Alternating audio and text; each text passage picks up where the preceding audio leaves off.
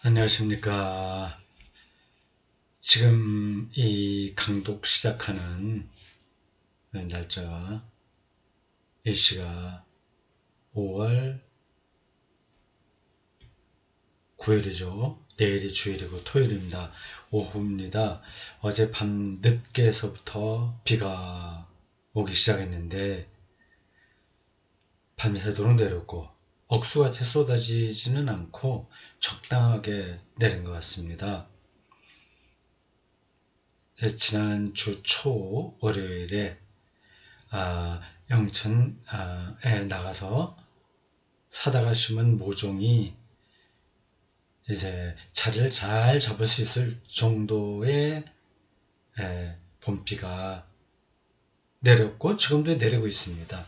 너무 많이 쏟아지면 그 모종도 아직 약하니까 좀 상처를 받을 수 있고 그 옆에 흙 이런 거 부드럽게 올려놨던 것도 저 허물어 내릴 수 있는데 적당하게 전에 지장을 주지 않고 모종이나 흙에 이걸 뭐라고 그러는지 모르겠어요. 모종을 심고 흙을 이렇게 좀 북을 돋는다고 그럴까? 좀 올려놓는 거거든요. 그리고 밑으로 물이 빠지게 해야 되니까 평평하게 하지 않고 그 부분만 올립니다. 그게 이제 안정을 유지할 수 있도록 비가 적당하게 내리는 것 같습니다. 예, 봄비예요. 오늘도 계속 내리고 있네요. 빗방울은 점점 가늘어지긴 합니다. 곧 그칠 것 같기도 한데 하여튼 좋은 날입니다. 봄비가 내리는 날 토요일이기도 합니다. 설교 준비는 지금은 교정을 몇 번 보고서 마쳤고 마지막으로 이제 한 번 더 읽기만 하면 됩니다. 그 전에 잠깐 그 중간 시간에 위대한 열정 손에 들었습니다. 99쪽입니다. 앞에서 프롤레꼬메나 이 서론에 대한 이야기를 읽었습니다. 그래서 바르트 신학의 방법론, 어떤 접근 방식, 뭐 그런 것을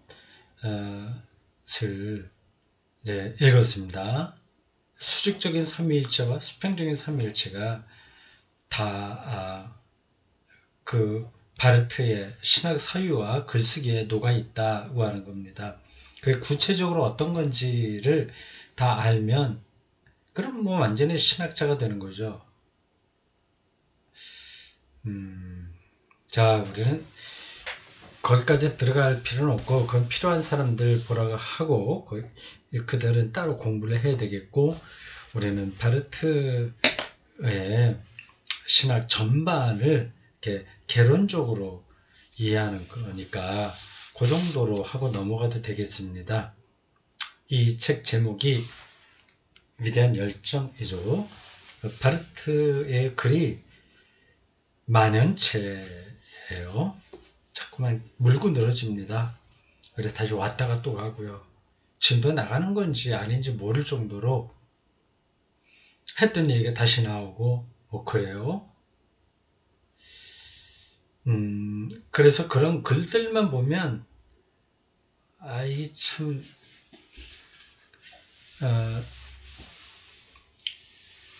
너무 관념적이다. 너무 자기 이론에 떨어져 있는 것 같다. 그렇게 느낄 수 있습니다. 그러나 그게 아니에요. 말 그대로 위대한 열정. 그 바르트의 영혼 속에서는 하나님이 존재한다. 하나님이 말씀하신다. 하나님의 절대 타자성. 또 그 앞에 서야 될 인간의 실존으로서의 위기 뭐 등등.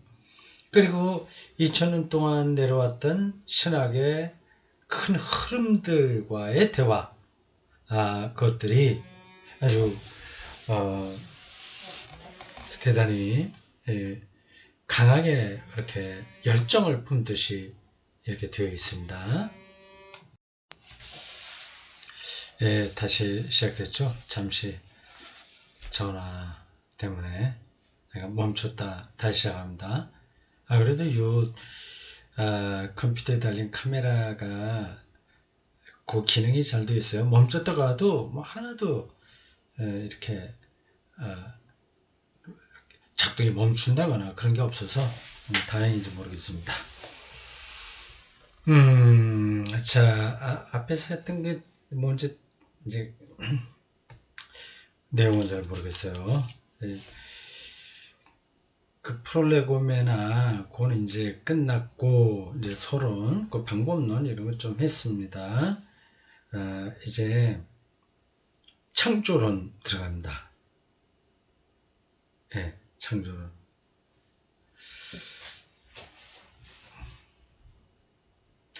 이게 창조론 하면 뭐 진화론과 대립되는 걸로 사람들이 생각하지 않습니까?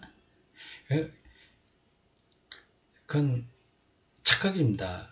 오류예요. 진화와 창조는 대립하는 게 아닙니다. 하나님이 세상을 창조하셨다는 그 엄중한 사실과 생명체가 진화의 방식으로 이 지구에 다양하게 확장됐다. 종의 다양성, 뭐 그런 하나의 생물학적인 메커니즘, 그것과 충돌되지 않아요. 그리고 이건 마치 창조론이 지동설하고 충돌하지 않는 것과 같습니다. 근데 처음에 지동설이 나왔을 때도 교회에서 그 종교 재판하고 막 하지 않았습니까? 근데 그때 한번 그게 잘못했다면, 그걸 깨달았다면 진화론 나왔을 때도 당연히 그걸 받아들였어야 될 텐데 똑같은 실수를 하네요. 교회가 참 딱합니다. 그래서 지금은 진화론을 부정하는 신학자는 없습니다. 아주 일부가 있죠. 그야 뭐 어느 세계에서나 극단적인 사람들이 있으니까 그건 제쳐놔야죠. 근데 한국 교회의 정서는 진화로 제가 아까 얘기했죠. 진화를 부정하는 사람이 없다. 받아들인다. 부정하는 일부분만 있다. 아주 극단적인 사람들이다. 근데 그 사람들이 한국에는 제법 좀 있죠.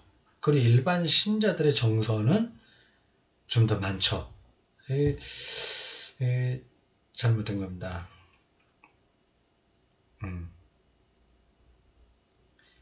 그래서 진화론이 절대적인 건 또 아니죠. 뭐 아직까지 그 생물의 이 발생 그리고 방향, 현상 이런 것들을 다 아는 건 아닙니다. 그 진화론을 주장하는 사람들, 그 생물학자들도 마찬가지죠. 자기들이 결정론적으로 그걸 얘기하는 게 아니라 자기들 알고 있는 그 안에서는 이렇게 진화의 메커니즘이 대부분 그게 작동하더라. 그 얘기입니다. 지동설과 진화론은 우주물리학과 생물학에서 인간, 하나님이 창조한 인간이 얻어낸 귀중한 발견입니다. 그건 하나님의 창조를 가리는 게 아니라 오히려 확 드러내는 일이죠. 저는 뭐 이런 문제를 교회 안에서 잘 알지도 못하고 막 신자들에게 떠벌린다거나 또 약간 눈치채고 있어도 전략적으로 신자들을 그렇게 뭐라 그래요? 우민화 비슷하게 만드는 거는 잘못이다 이렇게 생각합니다. 자, 창조론이에요. 기대하십시오. 99쪽 아래 나옵니다. 총 4권으로 이루어진 교회교약 제3권은 창조론을 다룬다.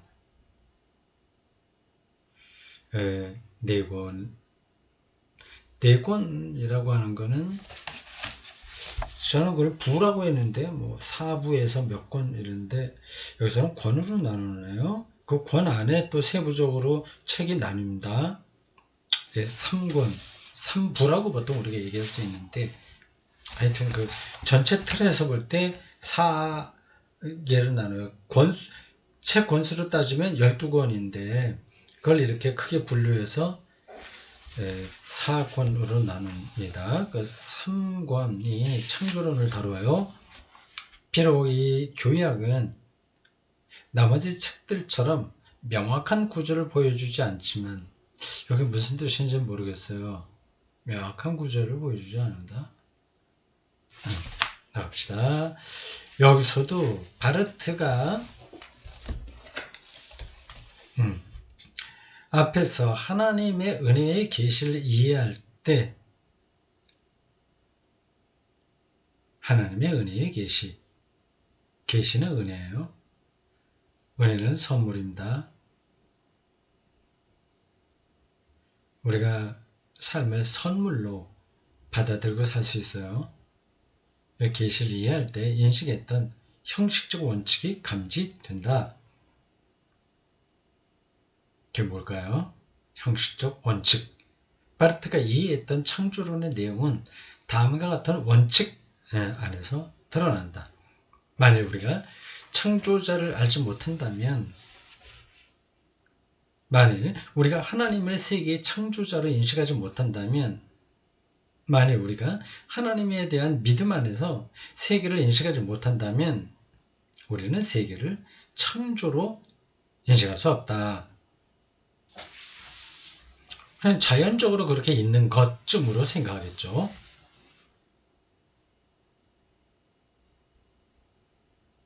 옛날에는 이 세계를 자연적인 것으로 주로 생각했습니다. 그냥 그렇게 원래부터 있는 것, 고정불변으로 계속 그렇게 있는 것이라고 생각했죠. 근데 물리학에서 빅뱅 이론이 정설로 자리를 잡은 다음에는 이 세계 우주가 자연이 아니에요. 그러니까 자연은 자연인데 그 자연과학에서 말하는 자연이라는 말하고 신학에서 말하는 자연이라고 하는 건 좀 차이가 있습니다. 원래 그렇게 있었던 것으로 여겼던 세계관이 빅뱅 이후로 아니다고도 언제 시점이 있다 이렇게 바뀌었죠.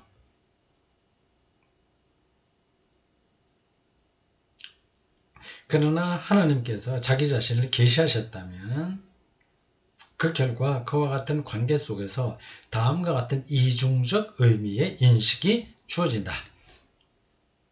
첫째, 여기 창조론에서도 계시와 말씀 속에서 자신을 열어 보이신 바로 그 하나님 외에 다른 어떤 하나님이 주관하시는 것이 아니라는 사실이 진지하게 숙고되어야 한다.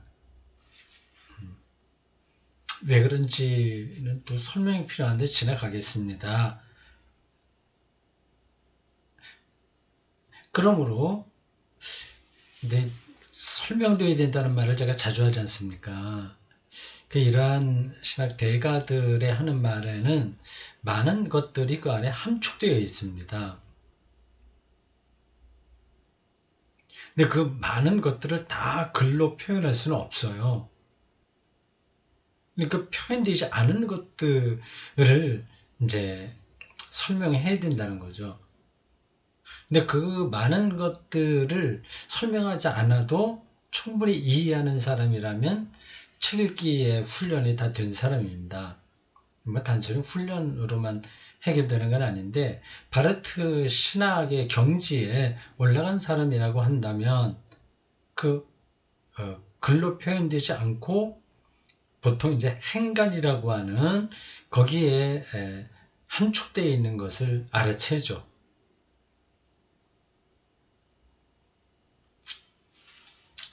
그러므로 창조자 하나님은 화해자 그리고 구원자 하나님과 대립되는 어떤 하나님이 아닐 뿐만 아니라 이렇게 뭐 바빌론 신화 이런 데 나오는 그런 세계 창조자와 같은 그런 게 아닌 거죠. 하나님은요, 화해자, 구원자이신 하나님이신데, 그러한 것들이 이제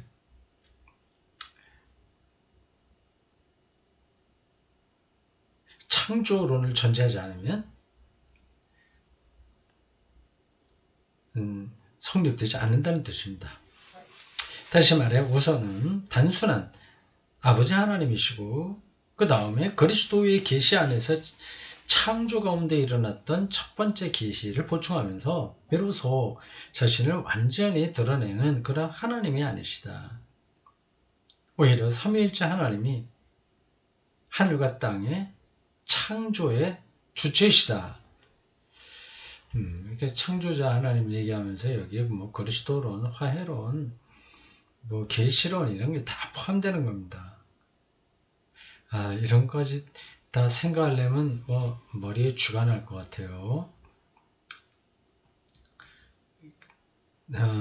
우리가 책 읽기에서 그 모든 것들을 다 자기가 충분히 이해해야만 하는 건 아닙니다.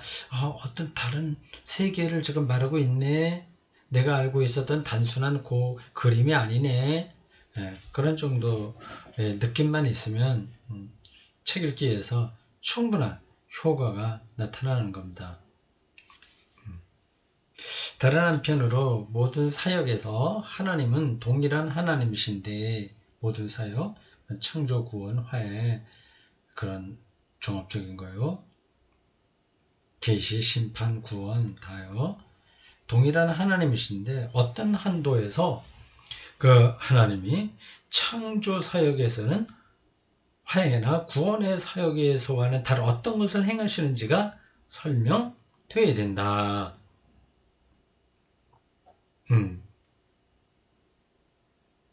다 하나님이 하시는 일인데 창조를 얘기할 때는 그것만의 특성이 뭔지를 파악해야 된다는 거죠. 마르테에 의하면 이것은 오로지 창조가 계시로부터 이해될 때 이 창조를 계시로 이해하는군요. 거기서부터 시작하는군요. 다시 말해 창조가 창조 안에서 실행된 하나님과 인간 사이의 계약으로부터 이해될 때 계시와 계약이 서로 막 중복되어 있어요. 또 골치 아프죠. 그때 설명될 수 있다. 여기서 계약은 하나님이 인간과 맺은 계약이죠.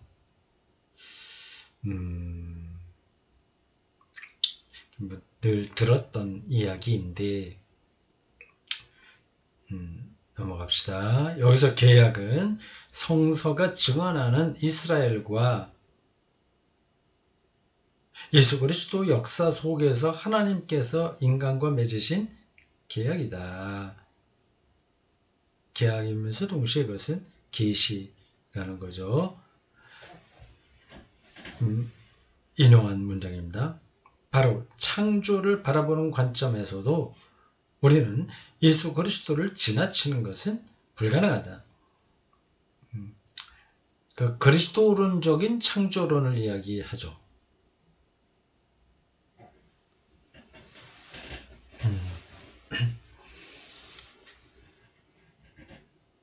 성서가 진술하는 말씀을 통한 창조가 그것을 의미한다.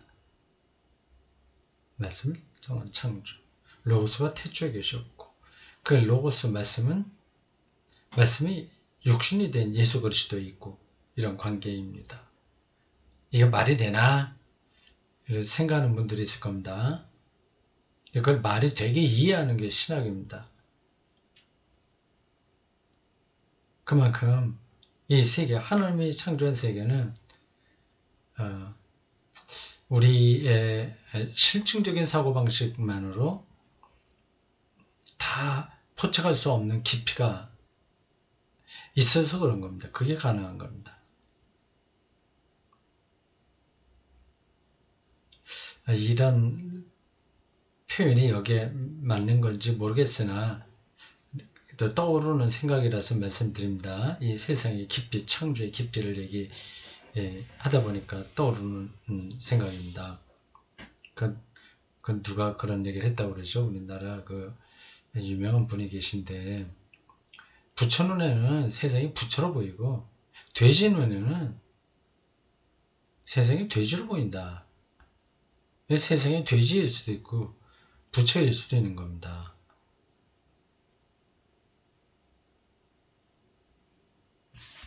네. 이때 말씀은 신약성서에서는 예수 그리스도와 동일시된다. 예수 그리스도와 로고스 말씀이 어떻게 동일시되는가? 이거 일일이 설명하면서 책은 쓰지 못합니다. 그래서 그런 게 눈에 들어와야 이 책 읽기가 가능한 거예요. 신학생들이 바로 책 읽기가 힘들다고 제가 눈에 얘기한 이유가 바로 이런 데 있습니다. 이런 게 눈에 안 들어오니까요. 우리는 창조를 계약으로부터 이해해야 한다. 왜냐하면 계약이 창조보다 실질적으로 앞서기 때문이다. 이런 건 정말 우리의 신학적인 뭐예요? 그 내공이 아주 깊어야 들어올 수 있는 말들입니다. 그렇지 않으면 그냥 설교조로 큐티식으로 그래 하나님이 인간과 맺으신 계약의 창조보다 실질적으로 앞서 있어 말은 그렇게 할 수 있어요. 근데 이게 무슨 의미인지는 자기 모르는 겁니다. 피조물에 대한 하나님의 긍정이 독일어 야 나왔죠? J-A 요트아 yes입니다. yes 긍정이 피조물의 현 존재보다 앞선다. 따라서 하나님의 긍정은 타락한 피조물의 부정으로 인해 무효로 되지 않는다. 피조물이 아무리 타락해서도 하나님의 긍정은 이거는 무효가 되지 않는다는 거죠. 세상을 그 관점으로 보는 겁니다. 부처의 눈으로 보는 거죠. 그런 그 부처의 모습이 눈에 들어오죠. 오히려 하나님이 화해의 계약 속에서 타락한 피조물을 긍정하신다는 사실로부터 하나님께서 피조물의 현 존재를 무한히 긍정한다는 사실이 인식될 수 있다.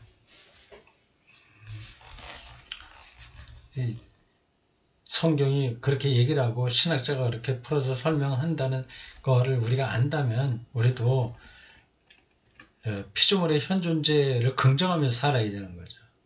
하나님이 긍정하는데 우리가 부정하면 됩니까? 근데 많은 신자들은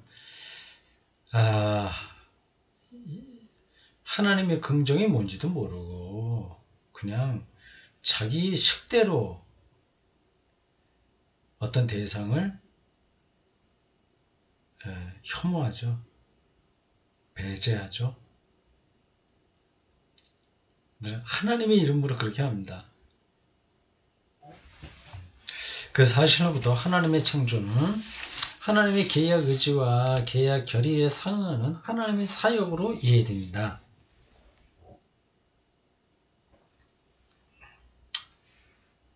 이 의지와 결의는 인간의 타락이 부정할 수는 있으나 지양할 수는 없다. 또 설명하지 않겠어요. 이건 매번 신학적인 표현이라서 설명이 필요한데 이건 뭐 책 읽기 진도 무한정 시간만 끌 수도 없고 또 나갑니다. 이 사실은 바르트가 자신의 창조론의 내용을 전체적으로 세부적으로 형성하는 데 바탕으로 사용했던 사고 구조에서 잘 드러난다. 이런 관점이 이미 어거스틴에서부터도 있어요. 그러니까 악, 죄 이런 것들은 다 극복된 거예요. 그건 부조화일 뿐이지 하나님의 창조와 하나님의 선하심을 이 피조물의 타락이 부정할 수가 없는 겁니다. 그런 눈으로 어거스틴도 세상을 본 거죠. 또한 이 구조도 마찬가지로 지평선과 수직선으로 전개되면서 세 단계로 이루어져 있다. 1. 하나님께서 자신과 구분되고 상이하며 독특한 현실성에게 현실성 또 나오죠. 즉 실제하는 대상에게 현 존재를 부여하고 허락하고 보장하신다는 의미에서 하나님은 창조자가 되신다. 그 사람을 그 사람 되게 하는 거죠. 나무를 나무 되게 하고. 2. 피조 세계의 현 존재, 특별히 인간의 현 존재는 전적으로 바로 그와 같은 하나님으로부터 유래하기 때문에 그 자체가 허락받은 현 존재이며 하나님의 선하신 행동을 드러내는 현 존재다. 바르트가 현 존재를 어떤 뜻으로 쓴 건지는 제가 잘 모르겠습니다. 철학적 의미를 담고 있는 건지 아닌지는 잘 모르겠어요. 현 존재, 다자인.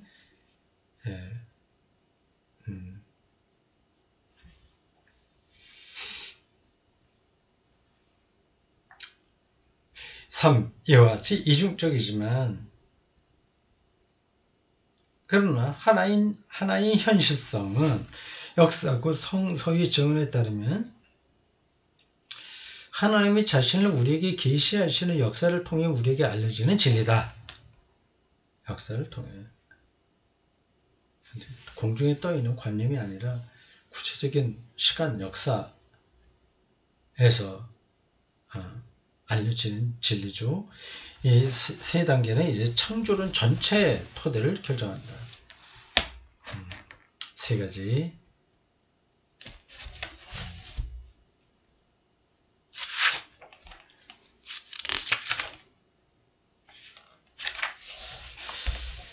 다시 한번 이거 세 가지 읽어보겠습니다.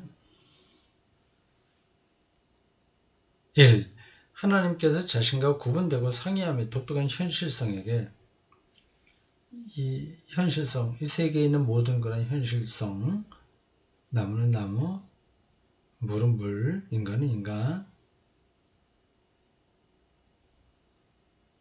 이게 그 하나님 자체는 아니잖아요. 여러 가지 한계가 있고요. 그 현실성에게, 즉 실제하는 대상에게 현실성이라는 단어가 굉장히 포괄적입니다. 그 어떤 문장 안에서 어떻게 사용되느냐에 따라서 그게 가리키는 대상은 조금 달라요. 의미가 좀 달라요. 여기서는 이 현실성은 보이는 것까지 다 포함하는 겁니다. 그러니까 실제하는 대상이죠. 실제하는 대상에게 현 존재를 부여하고 현 존재, 다자인 여기서 이렇게 존재하도록 하고 허락하고 보장하신다는 의미에서 하나님은 창조자가 되신다. 지금 이 세계가 이런 방식으로 존재하고 살아가게 하는 분이 바로 창조자 하나님이다. 그러니까 진화론의 메커니즘이 옳다면 그 방식으로 세계를 존재하게 하는 거잖아요. 그 힘이 바로 하나님인 거죠. 이 피조 세계의 현 존재, 특별히 인간의 현 존재는 하이데거에게는 현 존재가 인간이거든요. 다자인 존재를 인식할 수 있는 게 인간뿐이기에 인간만을 현 존재라고 합니다. 다른 동물들은 현 존재가 아니에요. 자연 속에 묻혀 있어요. 하여튼 뭐 그건 그렇고. 특별히 인간의 현 존재는 전적으로 바로 그와 같은 하나님으로부터 유래하기 때문에 그 자체가 허락받은 존재이며 하나님의 선하신 행동을 드러내는 현 존재다. 그리고 성경은 그래서 인간을 하나님의 형상으로 지음받았다고 하잖아요. 그러니까 다른 동물들, 생명체들은 그냥 말씀으로 형체를 얻었을 뿐입니다. 근데 인간은 하나님의 형상, 이라고 했어요. 특별히 인간의 현 존재는 그래서 하나님으로부터 유래한다는 거죠.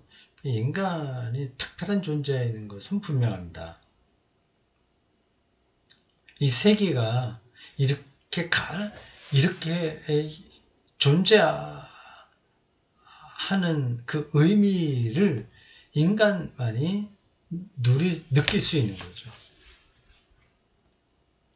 제가 어느 책에서 읽었나? 개에게 달은 얼마나 떨어져 있는지 몰라요. 달이 뭔지를 모릅니다. 인간만이 달이 여기서 얼만큼 떨어져 있고 뭐고 위성이고 뭐 그런 것들을 인식하고 그렇게 규정을 하는 거죠. 그리고 생명체 다른 동물들은 죽음을 인식하지 예상하지 않습니다. 그냥 자연의 일부예요. 열등한 존재다 그런 말씀을 드리는 게 아니라 인간과는 다르다 얘기하는 겁니다. 같은 부분도 많고요. 근데 그 다른 부분을 인정하지 않는 게 무조건 이게 넓은 세계관을 가진 사람은 아닙니다. 자, 인간에게는 특별히 그 하나님으로부터 유래가 있다. 자체가 허락받은 존재다. 이런 말도 참 많은 설명이 필요한데 지나가겠습니다. 그 세 가지가 재밌게 표현되어 그러니까 바르트 신학은 너무 관점들이 특이해서 시적으로 읽지 않으면 이게 도저히 잘 잡히지 않습니다. 시적이긴 한데 거기는 신학적인 논의가 충분히 녹아있는 거거든요. 신학의 깊이, 논쟁, 그리고 주제, 그 발전 과정 그런 것들을 충분히 알고 그리고 언어의 시적인 구조, 차이 이런 것들도 이해할 수 있어야 바르트의 책이 눈에 들어옵니다.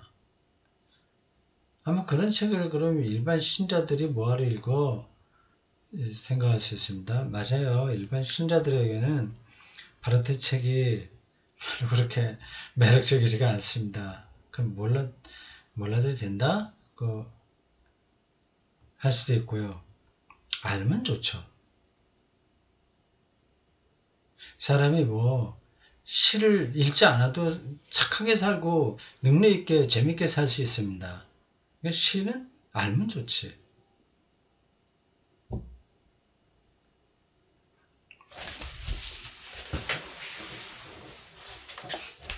3. 이와 같이 이중적이지만 이걸 앞에서 첫 번째, 두 번째 이걸 이중적이라고 얘기한 건가? 다른 뜻인가? 이 세상의 모든 것들, 동물, 식물 다 모든 것들, 그런 것들은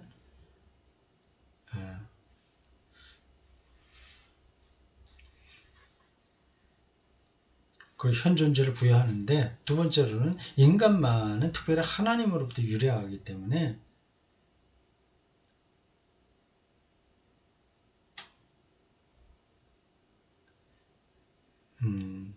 하나님의 선하신 행동을 드러내는 현 존재다. 이거 참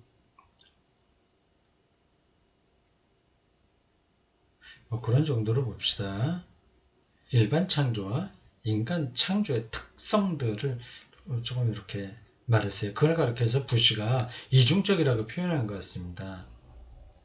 이중적이지만 인간에게 특별한 어떤 특성들이 있지만 그러나 하나인 현실성 다에게 해당하는 똑같이 하는 하나의 현실성은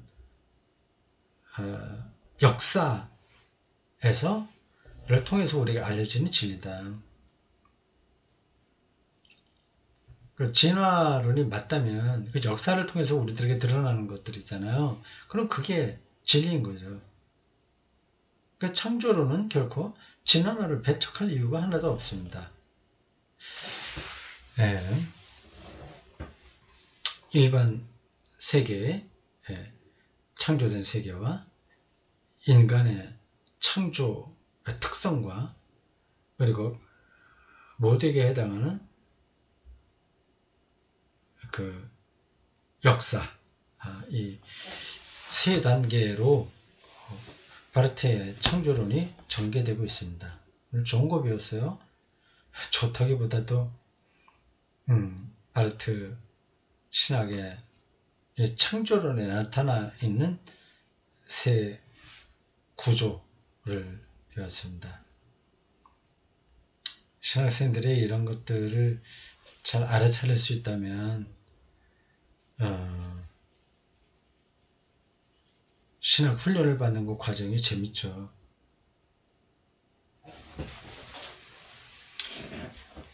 (3권 1은) 창조의 주체 곧 창조자에 관해서 말하며 그분 자신의 행위 곧 창조의 행동 안에 계신 창조자에 관해서 말한다. 이것도 계속해서 세 단계로 말해진다.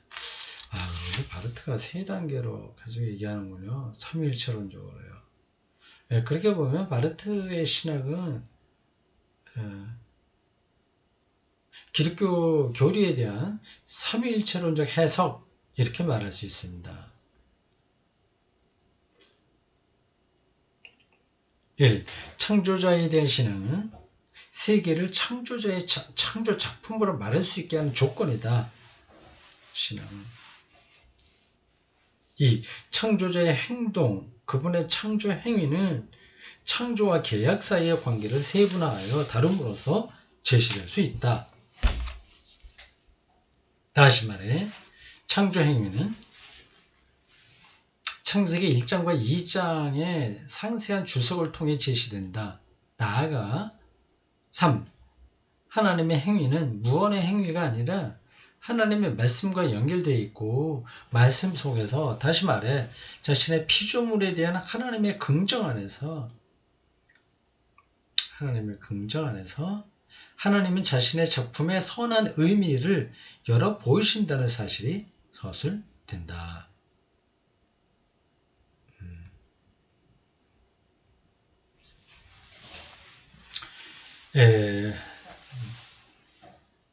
좋습니다. 하나님의 긍정, 야라고 했죠. 창조론에서 핵심입니다. 그거는 곧 타락한 왜곡된 죽음이 지배하고 위선과 허위의식이 팽배한 이 세계 안에서도 여전히 하나님의 창조는 선하다는 사실을 외치는 거죠.